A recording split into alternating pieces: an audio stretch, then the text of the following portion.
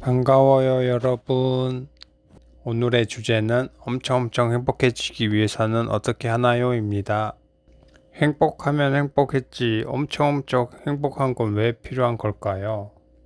현재 생활이 나쁘지도 않고 충분히 행복하지만 맨날 무료하고 심심해서 그냥 TV나 유튜브만 그냥 습관적으로 보는 사람들, 지금 현재 생활이 더 큰 재미를 느끼지 못하고 권태의 매너리즘에 빠져있는 사람들이나 끊임없는 자극과 활기를 얻고 싶은 사람들, 이런 사람들을 대상으로 해서 현재 생활의 만족을 넘어서 몰입이라는 방법을 통해서 엄청 행복해질 수 있거든요. 더 활기차고 재미있는 인생을 살아가는 방법 중 하나인 이 몰입에 대해서 한번 알아보도록 할게요. 몰입이 무엇이냐면 한 가지에 대해서 집요하게 생각하는 것을 몰입이라고 하거든요. 이 몰입은 높은 수준의 집중을 요구하는데, 우리가 어떤 것에 대해서 몰입을 하게 되면 이 몰입으로 나타나는 증상으로 기분이 업되고 몸에 활기가 돌고, 그 다음에 몸에 활력이 생기고, 그 다음에 이 몰입을 통해서 어떤 것을 목표를 정해서 이뤘을 때 성취감, 그로 인한 자신감 상승과 자존감 상승을 가져올 수도 있고요. 또 어떤 지식에 대한 몰입을 통해서 그 지식에 대한 답을 발견했을 때 거기에 따른 엄청난 성취감과 엄청난 재미를 느낄 수가 있거든요. 우리가 일상생활에서 또 몰입을 겪게 되는 경우가 있는데요. 먼저 학생들 같은 경우에는 시험 시간에 놀 경우에 특히 재미있는 이유가 이 몰입과 관련이 되어 있거든요. 시험을 잘 봐야지라는 것에 대해서 집요하게 생각을 하고 있기 때문에 우리는 이게 몸속에서 몰입을 하고 있는 거거든요, 무의식적으로. 그래서 시험 기간에 놀면 그냥 일상적으로 놀 때보다 더 재밌는 이유가 여기에 있고, 쇼핑 같은 경우에 우리가 평소 큰 돈 들여서 사야 되는 것들 있잖아요. 명품백, 아니면 또 고가의 신발이나 오토바이, 자동차 이런 고가의 물품 살 때 우리가 또 이것에 대해서 또 엄청 가지고 싶으니까 엄청 집요하게 이것에 대해서 생각을 하다 보니까 또 이렇게 해서 또 쇼핑으로 몰입을 경험할 수도 있고, 또 연인 간의 사랑에 빠졌을 때 또 상대방에 대해서만 생각나고 이런 경우 있잖아요. 이 경우에도 우리도 몰입의 한 가지로 볼 수 있거든요. 그 사람만 계속 생각나고 이로 인해서 뭘 해도 즐거워 보이고 즐겁고 이런 상태에 빠진 경우. 게임 같은 경우에는 또 특정 목표랑 미션이 주어지니까 이걸 달성하기 위해서 또 쉽게 몰입이 되는 경향을 보이고요. 또 아이들 같은 경우에는 그냥 무엇을 하든 재밌어 보이는 상태처럼 보이잖아요. 이 경우에도 아이들도 기본적으로 몰입이 쉽게 이루어지는 상태거든요. 한마디로 일상생활에서 몰입을 경험했던 건 우리가 뭔가 엄청나게 활기를 얻고, 이걸 하면 막 기분이 업됐었던 경험, 이런 게 대부분 전부 몰입과 관련되어 있는 거거든요. 이 몰입, 거의 수동적으로만 몰입을 한 것뿐이거든요. 내 자신이 적극적으로 몰입을 해가지고 능동적으로 이 몰입 상태에 빠질 수 있는 이 방법에 대해서 한번 알아보도록 하겠습니다. 그래서 일단 몰입을 하기 위한 방법으로 첫 번째로 전제 조건이 있거든요. 이 전제 조건이 총 4가지가 있는데 이 4가지 사항이 모두 충족을 해야지만 우리가 이제 몰입을 할 수 있는 기본적인 상태에 들어가는 거고요.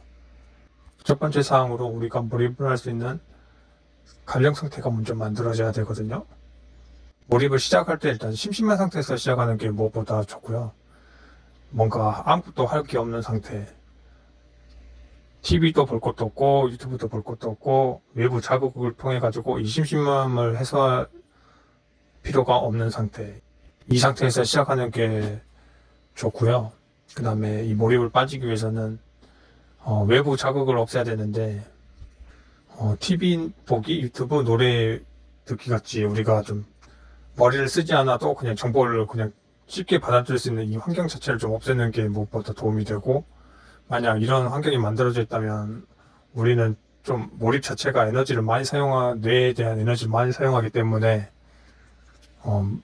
그 에너지를 좀 적게 쓰는 방향으로 사람이 좀 행동하는 경향이 있더라고요. 그래서 이런 환경이 갖춰져 있다면 몰입보다 이런 외부 자극에 먼저 쉽게 빠지기 쉽기 때문에 이런 외부 자극을 먼저 없애는 게 중요하고, 그 다음에 마음이 이제 내적으로 일단 편안하고 감정이 중립된 상태에 있어야 되거든요. 인간관계에 대한 갈등이 있다거나 기분이 들떠 있으면 인간관계 갈등으로 인해 가지고 일단 부정적인 계속 머릿속에 맴돌아서 다른 거에 집중하기가 힘들다는 거, 또 반대로 기분이 너무 들떠 있으면 일단 그 기분 들떠 있는 거에 계속 하려는 경향이 있기 때문에 편안하고 중립된 감정 상태에 있는 게 무엇보다 중요합니다. 그 다음 두 번째로는 우리가 일단 몰입을 하고 싶은 대상이 있어야 되는데 그 대상에 대한 호기심을 무엇보다 가지고 있어야 되고, 그 호기심이라는 게 뭐냐면 상대방 내가 아무 관심도 없는 분야에 대해서 그냥 하라고 하는 거는 그냥 단순히 억지로 하는 거에 불과하니까 이게 하는 것 자체가 곤욕이거든요. 근데 반면에 내가 호기심이 있어가지고 그 대상에 대해 관심이 있으면 그건 이제 단순히 이제 수동적으로 무언가를 하는 게 아니라 능동적으로 할 수 있는 그 메커니즘이 되기 때문에 자신이 평소 가지고 있는 이 호기심이 무엇보다 중요하고, 일상생활에서 호기심을 예를 들자면 노래는 어떻게 하면 잘 부를까? 아니면 춤은 어떻게 하면 잘 출까? 그림은 어떻게 하면 잘 그릴 수 있지? 사진? 아니면 또 몸은 어떻게 하면 건강해지는지, 이런 다양한 호기심을 예를 들 수 있고요. 세 번째로는 구체적인 목표가 있어야 하는데요. 구체적 목표가 왜 필요하냐면 어떤 한 대상에 대해서 집요하게 생각을 하려면 그 생각하는 범위가 어느 정도 한정이 되어 있어야지만 그것에 대해서 집중을 하고 집요하게 생각을 할 수가 있거든요. 만약 구체적인 목표가 없다면 어디서부터 시작해야 되는지 모르고 생각을 집중하기가 막 쉽지가 않기 때문에 구체적인 목표가 있는 게 좋고요. 그 다음 마지막으로 네 번째, 이러한 것들을 행동할 수 있게끔 시간적 여유가 있어야 되거든요. 시간적 여유가 없고 뭔가에 대해서 계속 압박받고 있고 그런 상황인 경우에는 이 몰입을 할 수가 있는 환경이 아니기 때문에 시간적 여유라는 환경적인 요건도 갖춰야 됩니다. 그래서 몰입을 하기 위해서 이 네 가지의 전제 조건이 갖춰져야 하는데, 우리 인간은 습관 때문에 하던 행동을 계속 하려는 경향이 있어서 자신이 지금 처한 상황, 감정이나 시간적인 여유 상태, 이런 것들을 모두 한 번에 점검해가지고 이 습관을 고칠 수 있는 요인들을 하나씩 점검해가지고 제거할 필요가 있거든요. TV나 유튜브 보는 환경이면 이걸 어느 정도 억제할 수 있는 환경을 조성하고, 인간관계에 대한 갈등이 있으면 그 갈등을 먼저 해결해서 마음을 어느 정도 안정된 상태에 도달하게 만들어야 되고, 이런 상황에 대해서 한번 점검을 먼저 해볼 필요가 있고요. 그래서 이러한 조건을 모두 갖췄다면 일단 이제 몰입을 이제 어떻게 하는지에 대해서 방법에 대해서 한번 알아보도록 할게요. 몰입하는 방법에 대해서 먼저 예를 들어서 먼저 설명을 한번 해볼게요. 노래를 만약 잘하는 것을 목표로 삼았다면 이 노래 잘하는 방법에 대해서 정보를 먼저 획득을 해야 되는데, 이 정보를 어떻게 획득할까 해서 첫 번째로 생각해낼 수 있는 게 유튜브에서 사람들은 이 노래를 어떻게 잘하는지 이거에 대해서 한번 알아볼 수도 있고, 두 번째로는